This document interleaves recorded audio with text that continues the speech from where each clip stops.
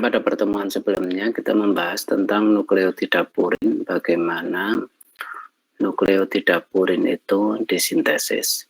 Nah, di pertemuan pagi hari ini kita ingin melihat, jadi kalau dalam metabolisme itu seperti pernah saya ceritakan, mesti akan ada namanya sintesis dan kebalikannya adalah degradasi, atau mesti ada anabolisme dan ada katabolisme. Nah, nanti ternyata beberapa penyakit kelainan metabolisme itu terkait dengan salah satunya, ya. Jadi misalnya penyakit diabetes itu terkait dengan pemakaian atau degradasi gula. Nah, ini sekarang kita tentang purin, degradasinya, kemarin kita sintesisnya. Degradasi purin itu sebenarnya secara garis besar agak mirip dengan sintesisnya sampai pembentukan inosin. Nah, nanti baru dari inosin itu diurai dari produk sampingnya namanya santin. Jadi misalnya kita punya adenosin monofosfat, ya, adenosin monofosfat atau AMP. Yang pertama adalah deaminase. Deaminase artinya ada penghilangan gugus amina membentuk inosin monofosfat, ya. Atau adenosin monofosfat ini dapat juga langsung kehilangan gugus monofosfatnya oleh enzim 5-aksen dinukleotidase. Jadi fosfatnya langsung lepas membentuk adenosin. Nah, kalau membentuk adenosin, dari adenosin menjadi inosin itu sama saja, ya, deaminase bentuk inosin. Sebenarnya jalur dari sini maupun ke sini itu sama-sama kehilangan gugus amina dan fosfat. Hanya dari jalurnya itu dapat melalui dua jalur, dapat melalui deaminasi dulu baru defosfatasi, atau defosfatasi dulu baru deaminasi. Hasilnya sama-sama inosin. Kemudian inosin, jadi kalau dapat kita bayangkan, ya, adenosin monofosfat itu tadinya ini basa nitrogen, kemudian gula ribosa, kemudian fosfat. Nah, kalau lewat jalur sini fosfatnya hilang dulu. Setelah itu gugus amina dari sininya hilang. Kalau melalui jalur ini gugus aminanya hilang dulu, baru fosfatnya hilang. Nah, setelah gugus fosfat dan amina hilang, baru nanti gula ribosanya terlepas. Gula ribosanya terlepas oleh enzim fosforilase. Akhirnya menghasilkan produk namanya hiposantin. Hiposantin kemudian mengalami reaksi oksidasi oleh santin oksidase, hasilnya santin. Nah, kalau guanin monofosfat, jadi purin itu basa nitrogen, ya, yang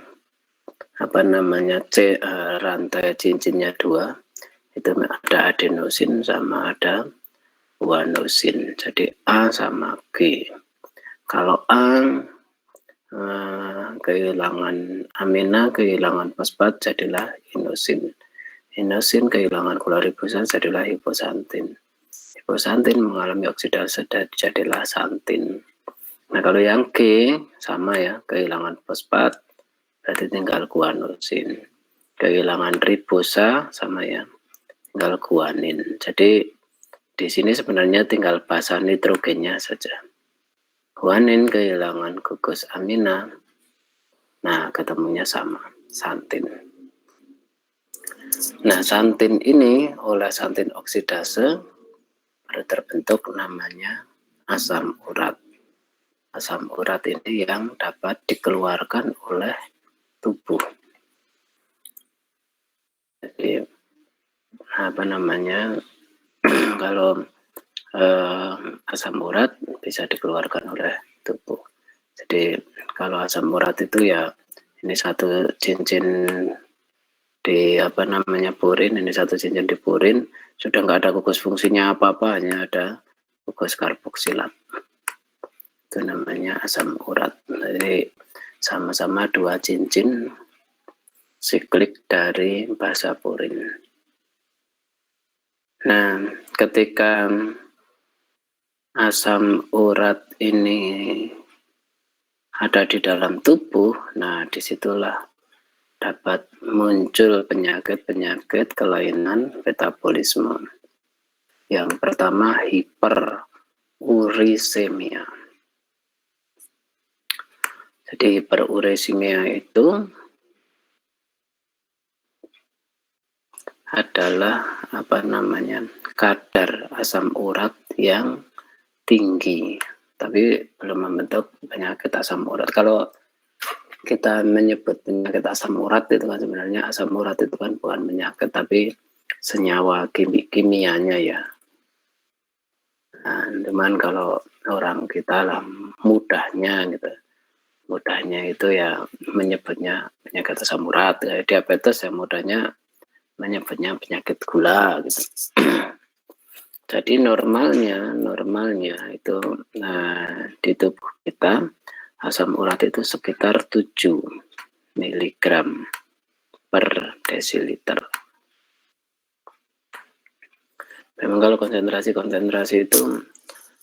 di ranah kimia lingkungan, di ranah kedokteran itu satuan yang populer dipakai itu agak beda-beda ya. Dan kalau kimia di pengerjaan laboratorium banyak yang dipakai normal, molar dan lain-lain. Kalau di dunia kedokteran mau itu gula, mau asam urat, mau albumin, kebanyakan konsentrasi yang dipakai itu satuannya miligram. Tapi bukan per liter. Kalau per liter itu kan jadinya ppm. Per desiliter. Desiliter itu berapa? Jadi kalau 1 liter itu 1000 mililiter itu ya. 1 liter, kalau desiliter itu ya turun 100 mili. Padahal kan kalau di tempat kita kan jarang sekali kan satuan per 100 mili. 7 mg. Nah, ketika asam urat di atas 7 mg per desiliter itu dinamakan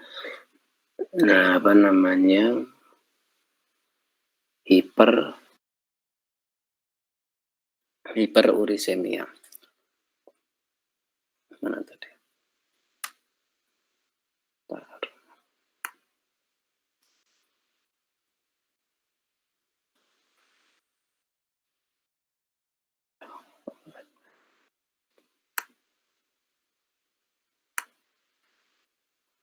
Kemudian kalau hiperurisemia ini sudah menimbulkan gejala yang sampai menimbulkan gejala parah, itu disebut penyakit Gout atau penyakit asam urat, kita mengenalnya. Kemudian ada penyakit lain namanya Leach-Nyhan syndrome. Ini kayak kelainan genetik di mana tiba-tiba saja produksi asam uratnya meningkat. Nah, ini biasanya dipengaruhi oleh metabolisme di sini ya. Jadi misalnya salah satu aktivitas enzimnya tinggi gitu, berarti hasilnya otomatis tinggi juga. Kemudian batu ginjal, karena kita tahu namanya asam urat itu tidak larut air. Jadi asam urat ini tidak larut air. Kalau jumlahnya banyak akan mengendap. Nah, mengendapnya di mana itu akan jadi masalah. Kalau imunodefisiensi ini terkait dengan penyakit yang sebenarnya ini kan gabungan penyakit-penyakit di mana imunnya menurun karena adanya kelainan genetik, asam uratnya tinggi. Nah, ini seperti yang tadi saya ceritakan, hiperurisemia itu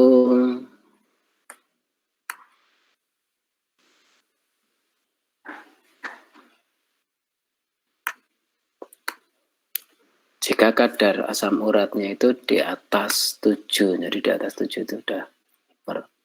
Kalau normalnya kita itu kalau perempuan wanita itu 2,4 sampai 6. Kalau laki-laki sedikit di atas 3,4 sampai 7 mg per desiliter itu normalnya. Di atas itu berarti hiper. Hiper itu ya artinya perlu diperhatikan. Sudah ada tanda-tanda perlu diperhatikan. Nah, hiperuresimia ini ada yang sifatnya primer, ada yang sifatnya sekunder. Kalau primer itu memang di metabolismenya sudah mengalami kelainan ya, jadi akibatnya sekresi, ekskresi atau pengeluaran asam uratnya itu tinggi. Jadi memetabolisme purin atau memakan purinnya itu metabolismenya itu tinggi ya, sehingga hasilnya tinggi. Kalau sekunder itu ya karena makan saja ya, kebanyakan makan makanan yang banyak mengandung purin, maka asam uratnya naik. Jadi dengan penggantian pola makan bisa sembuh, itu namanya sekunder. Kalau primer tidak sederhana mengganti pola makan langsung sembuh. Biasanya ada mengganti pola makan, ada ditambah obat untuk mencegah metabolisme purin, itu baru akan sembuh. Kemudian yang lebih parahnya dari hiperuresimia adalah gout, atau kalau orang-orang kita menyebutnya namanya asam urat.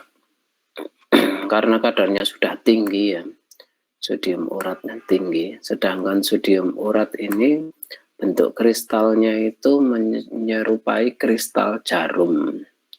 Nah, karena menyerupai kristal jarum, maka ketika ada di persendian itu di sana ada jaringan ikat, ada pelumas. Ketika ada di dalam darah, aliran darah yang senyawa-senyawa kristal yang runcing, maka akan rentan mengalami luka robek gitu ya. Nah, karena luka itulah maka akhirnya menjadi bengkak gitu. Di awalnya ketika kadar asam urat itu mulai di atas 6,8, ini sebenarnya belum menimbulkan gejala, biasanya belum menimbulkan bengkak-bengkak. Maksudnya kalau nanti turun ya larut lagi. Kalau tinggi agak mengkristal, kalau turun larut lagi. Ini belum memerlukan namanya pengobatan, belum perlu ya. Jadi kalau agak tinggi tinggal kita mengurangi makan makanan yang mengandung asam urat gitu aja, berarti kan sudah turun sendiri. Kemudian ketika jumlah kristal asam urat naik terus, jadi kristalnya naik terus, maka kristal-kristal ini ketika di peredaran darahnya berputar-putar antar sendi, maka kristal ini akan terlepas menyebabkan pembengkakan. Sebenarnya dalam kondisi ini juga masih bisa sembuh sendiri ya, karena masih istilahnya akut gitu ya. Jadi masih bisa sembuh sendiri kalau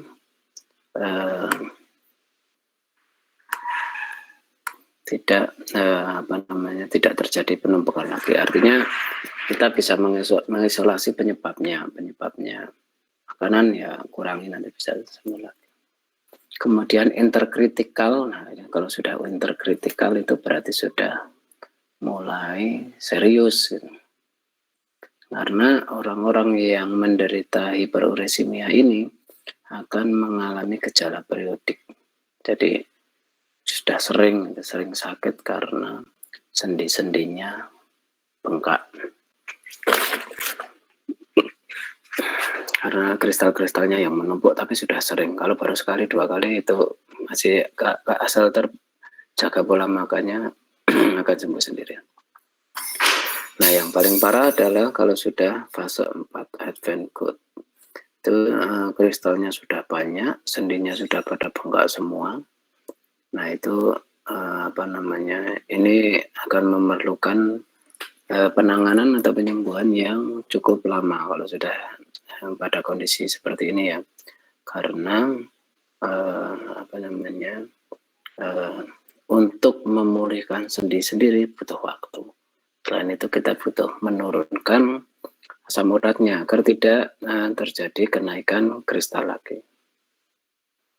Nah, ini contoh-contohnya, ilustrasinya. Jadi bisa di macam-macam di mana-mana ya. Bisa di telinga, bisa di siku, bisa di. Tapi pada umumnya yang akan kelihatan adalah di ujung sendi-sendi. Karena sendi-sendi itu kan dia jaringannya itu lunak ya, lunak sehingga begitu kena kristal yang runcing akan mudah sekali mengalami luka. Nah, kalau luka berarti di situ terjadi ada penimbunan cairan. Nah, kalau dilihat secara mikroskopis, jadi secara morfologi asam urat itu kristal-kristalnya memang sangat runcing ya. Jadi kristalnya itu seperti jarum. Nah, kristal seperti jarum itulah ya sebenarnya yang apa namanya dapat membentuk luka atau menyebabkan bengkak-bengkak. Kalau misalnya bukan jarum mungkin ya tidak sebegitunya ya. Jadi kayak misalnya apa namanya metabolisme asam amino itu ada namanya cisteinuria itu juga terjadi penumpukan senyawa tidak larut air, tapi kan sistein itu kan bentuknya bukan runcing, jadi tidak menimbulkan bengkak di mana-mana. Kemudian yang dapat menyebabkan gout atau penyakit kelainan degradasi purin itu yaitu asam urat tidak dapat dikeluarkan oleh tubuh. Kemudian kita mengkonsumsi makanan yang banyak mengandung purin atau alkohol. Kemudian terjadi peningkatan degradasi purin atau peningkatan aktivitas PRPP sintetase. PRPP sintetase itu yang terjadi peningkatan sintesis purin. Nah, kalau purin meningkat berarti kan degradasinya juga meningkat gitu. Dari peningkatan produksi apa namanya fosforidoksil pirofosfat ini akan menyebabkan peningkatan sintesis purin. Nah, kalau purinnya meningkat, maka degradasinya pun meningkat. Kalau degradasinya meningkat, maka produksi asam uratnya juga semakin tinggi. Kemudian penurunan aktivitas HGPRT. Kalau HGPRT itu hubungannya jika HGPRT-nya turun, maka PRPP meningkat ya sama aja. Kalau PRPP meningkat, purin meningkat. Kalau purin meningkat, ya nanti yang degradasi banyak. Itu efek dari apa namanya metabolisme yang dapat menyebabkan penyakit asam urat. Kalau HGPRT-nya menurun, maka inosin monofosfatnya menurun, GMP menurun sehingga sintesis purin itu menjadi, maksudnya GMP dan EMP itu kan produk biosintesis purin yang juga merupakan inhibitor. Nah, ketika produk tersebut menurun, maka sintesisnya menjadi tidak terhambat atau inhibitornya kurang. Kalau inhibitornya kurang, berarti sintesisnya tinggi. Nah, kalau sintesisnya tinggi, maka purin yang dihasilkan tinggi. Kalau purin yang dihasilkan tinggi, maka perlu degradasi atau perlu pemecahan purin yang banyak. Efek sampingnya, hasil metabolisme purinnya yaitu asam uratnya banyak, itu ceritanya. Kemudian kalau penanganan itu kalau mengurangi bengkak ini dengan obat-obat antiinflamasi ya. Ini untuk mengurangi bengkak, obat antiinflamasi. Kemudian kalau urikosorik itu untuk meningkatkan sekresi asam urat, tadi biar asam uratnya itu mudah dikeluarkan oleh tubuh. Kalau ini mengurangi bengkak ya. Kalau ini biar asam uratnya dikeluarkan oleh tubuh. Kalau allopurinol ini menghambat sintesis asam urat. Nah ini kebanyakan kalau yang terkenal di sekitar kita, kalau orang kena asam urat paling menggunakan obat yang ini, yang allopurinol, yaitu menghambat sintesis asam uratnya. Sintesis asam urat itu sebenarnya sama saja dengan degradasi urin gitu. Jadi menghambat sintesis asam urat itu sama saja dengan menghambat degradasi urin. Kemudian pencegahannya yaitu diet rendah purin. Jadi kalau yang banyak purinnya itu daging merah, jeroan gitu ya. Kemudian cheese ekstrak. Kalau dari produk hewani ini, kalau dari produk olahan ini, kalau dari sayur-sayuran ini. Makanya dulu awalnya namanya penyakit gout, penyakit asam urat itu di zaman kerajaan dulu ini terkenal dengan sebutan penyakit para bangsawan. Kenapa? Karena yang banyak menimbulkan ya kayak gini, daging merah, jeroan, kemudian minum-minuman beralkohol, tape. Jadi kalau rakyat-rakyat biasa itu jarang terkena penyakit asam urat. Kalau dulu terkenalnya penyakit asam urat itu penyakitnya para bangsawan, ibaratnya penyakitnya orang-orang kaya di zaman dulu ya. Tapi kalau sekarang itu kan hampir semua makanan itu terjangkau oleh semua lapisan masyarakat. Jadi sekarang sudah tidak memilih-milih ini penyakit lapisan siapa. Yang jelas penyakit ini bisa karena salah diet atau bisa juga karena kelainan genetik. Kalau kelainan genetik itu ibaratnya yang dimakan sama, tetapi mengapa produksi purinnya beda? Produksi purinnya beda sehingga asam uratnya beda. Nah, itu seperti tadi saya ceritakan di depan, karena aktivitas purinnya tinggi, PRPP tinggi. Nah, kayak gitu itu sudah sifatnya genetik. Karena enzim-enzim dalam metabolisme itu beda individu, bisa beda produksi, beda aktivitas. Jadi kalau seseorang yang aktivitas PRPP-nya tinggi, nah ada kemungkinan terjadi apa namanya, penumpukan asam urat yang banyak. Kalau dari sayuran ya sebenarnya sayur-sayuran bayam, buncis, ini ya apa namanya, biasanya dihindari kalau yang sudah terkena. Tapi kalau dalam kondisi normal hanya makan sayur-sayuran ini pada umumnya sih tidak menimbulkan kenaikan asam urat. Kemudian kafein dan alkohol juga terkenal ini dapat menyebabkan, maksudnya kalau kita punya potensi peningkatan asam urat dengan mengkonsumsi minuman kafein dan alkohol, itu juga akan meningkat. Kemudian minum yang banyak, itu artinya apa?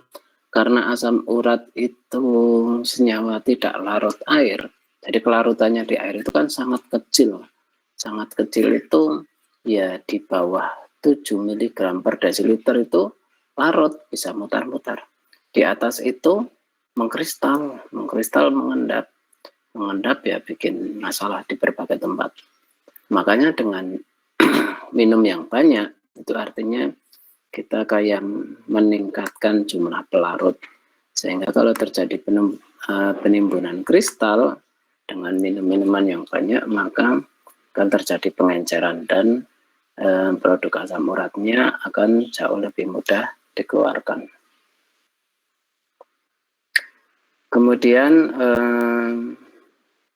salah satu efek negatif yang lain adalah asam urat yang tinggi itu dapat juga mengendap di ginjal, membentuk batu ginjal. Jadi maksudnya asam urat itu dapat menimbulkan batu ginjal ya, tetapi bukan satu-satunya batu ginjal itu asam urat, itu bukan. Jadi batu yang biasanya disebut batu ginjal itu adalah senyawa-senyawa tidak larut yang akhirnya mengendap di ginjal. Nah, yang mengendap di ginjal ini, yang bisa mengendap di ginjal itu sebenarnya banyak. Sistein bisa mengendap di ginjal, kalsium karbonat bisa mengendap di ginjal. Jadi senyawa-senyawa yang tidak larut air tersebut, kalau terlalu banyak maka akan mengendap di ginjal. Nah, kalau mengendap di ginjal, artinya akan mengakibatkan penyumbatan saringan ginjal. Kalau sudah tersumbat, ya ginjalnya aktivitasnya menurun, fungsinya menurun. Kalau fungsinya menurun, lalu sudah parah, ya perlu cuci darah, itu kan. Itu efek dari salah satu degradasi purin asam urat. Ya. Mungkin untuk degradasi purin cukup sekian ya. Nanti seperti biasa siang ada kuis ya, seputar materi yang saya sampaikan tadi. Kalau ada pertanyaan boleh disampaikan di sini, lewat chat boleh, nanya langsung boleh, lewat grup WhatsApp boleh. Sampai di sini apakah ada pertanyaan?